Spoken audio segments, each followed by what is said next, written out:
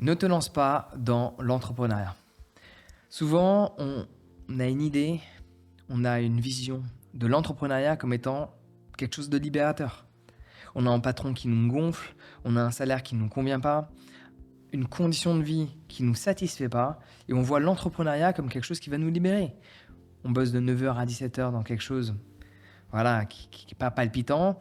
Et là, on se dit, ah, je deviens entrepreneur, j'ouvre une micro-entreprise, j'ouvre une société, quel que soit le statut associé. Et là, automatiquement, c'est bon, je suis libre. La réalité est complètement différente. Et j'ai envie de te partager certaines choses qui ne sont pas assez exprimées dans cet environnement-là, étant moi-même un entrepreneur et voyant forcément les bienfaits, les avantages de l'entrepreneuriat et ses inconvénients et ses défauts. Parce qu'il y a des défauts quand tout va bien et il y a des défauts quand tout va mal. Et ça, on n'en parle pas assez. Donc, évidemment, sauf si tu as un coup de bol phénoménal, mais quand tu te lances dans l'entrepreneuriat, quand tu quittes un 9h, 17h, si tu veux que ton projet réussisse dans le temps, si tu veux qu'il perdure, si tu veux qu'il devienne réel et que tu puisses ne pas revenir en arrière à ton emploi précédent, si tu fais 9h, 17h ou si tu fais moins, il y a de chances que ça ne fonctionne pas. Généralement, les gens qui quittent un salariat pour aller dans l'entrepreneuriat passent d'un 9h, 17h à un 9h, 20h. Ou un 9h, 17h, mais pas 5 jours par semaine. Parfois 6, et parfois il y a une demi-matinée ou une demi-après-midi qui passe, ou les soirées. Donc évidemment, tu vois, les avantages de l'entrepreneuriat, c'est que tu peux être plus libre dans ton temps. En fonction de ce que tu fais, tu vas être plus libre géographiquement. Évidemment, tu peux cumuler les deux. Tu peux gagner beaucoup plus d'argent, évidemment. Tu peux aussi avoir ces choix dans tes lieux de vie, au-delà juste de te balader et de travailler à différents endroits, tu peux avoir une facilité dans les choix de lieu de vie, tu peux utiliser justement la variation des prix de l'immobilier, parce qu'il y a certains boulots, certaines fonctions que tu peux avoir qui te forcent à vivre dans des villes où le coût de la vie est cher, alors que tu pourrais vivre ailleurs.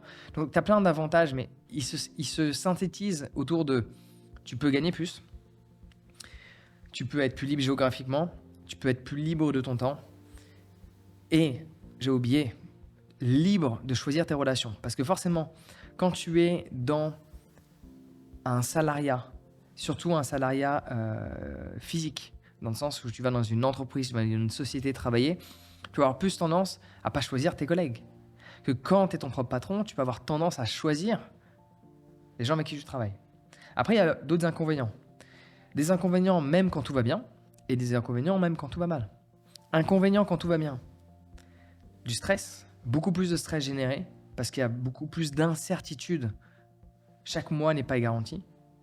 Tu vas avoir aussi beaucoup plus de stress de par les pensées permanentes. La difficulté que tu vas avoir, c'est que tu risques de penser souvent à ton activité, même si elle te plaît, même si c'est agréable, même si ça te permet de vivre de ta passion, par exemple. Mais le truc, c'est qu'il n'y a pas cette césure que tu avais avant à 17h. C'est bon, je pense plus. Libéré de la charge mentale. Même quand ça va bien, il y a cette charge mentale. Ok ? Et donc, du coup, cette limite entre le pro et le perso est plus difficile à créer. Après, tu vas voir aussi, quand ça va mal, ça peut aller très mal. Parce que quand ça va pas très bien avec tes salariés, en soi, tes problèmes financiers, ils vont plus être reliés à ton mode de vie à côté. Que quand ça va mal dans l'entrepreneuriat et que tu es ton propre patron, tes difficultés financières ne vont pas être forcément basées sur le fait que tu as décidé de faire toutes tes courses au bio alors que de base tu ne les fais pas. Elles vont être basées de par la structure de ton organisation qui vont impacter ton organisation, donc ta boîte, ainsi que toi. Donc quand ça va mal, ça impacte les deux. Et moi-même je me suis déjà retrouvé dans certaines situations comme ça, où je ne me verse pas de salaire pendant plusieurs mois. Parce que si je me verse des salaires, la société est en déficit. Et donc du coup, tu dois apprendre à vivre sur tes réserves. En attendant que peut-être, parce que rien n'est garanti, que ce que tu mets en place permet de rehausser le tout. Ou que tu fais le choix de perdre de l'argent parce que tu n'as pas envie de virer des gens avec lesquels tu travailles depuis 7 ans. Situation qui m'est déjà arrivée également. Ou que tu te verses à nouveau pas de salaire pour éviter de les virer. Parce que tous les patrons ne sont pas des grands méchants loups comme certaines personnes de certaines idéologies imaginent. Évidemment, quand tu es dans une grosse boîte, il n'y a pas ce lien social avec l'individu avec lequel tu travailles. Et vu qu'il y a des organigrammes qui groupent les gens à travers leurs différentes sections, différents centres d'activité et ainsi de suite.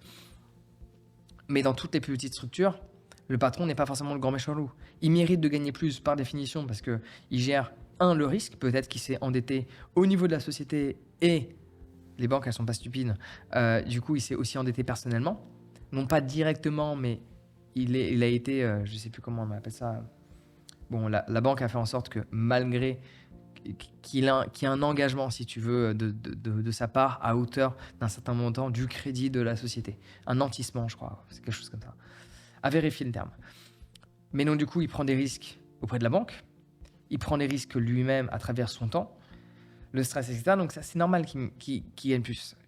Il y a des gens qui croient encore que c'est pas normal. Je sais pas sur quelle planète ils vivent. Si tu es contre cela, ouvre ta boîte et on en reparle. Souvent, les gens, en fait, ils ont des idéologies de choses qu'ils n'ont pas expérimentées. Les gens qui promouvoient le communisme, ils n'ont jamais vécu dans ces pays-là. Vas-y quelques semaines et après reviens et on en reparle. Il faut fonctionner ainsi, en fait, pour comprendre comment vraiment les choses fonctionnent. Parce que la compréhension, elle ne se base pas uniquement sur « Ah, je l'ai lu, je l'ai entendu ». Elle se base surtout sur l'expérience. Ok ? Donc, tu vas voir tout ça dans l'entrepreneuriat.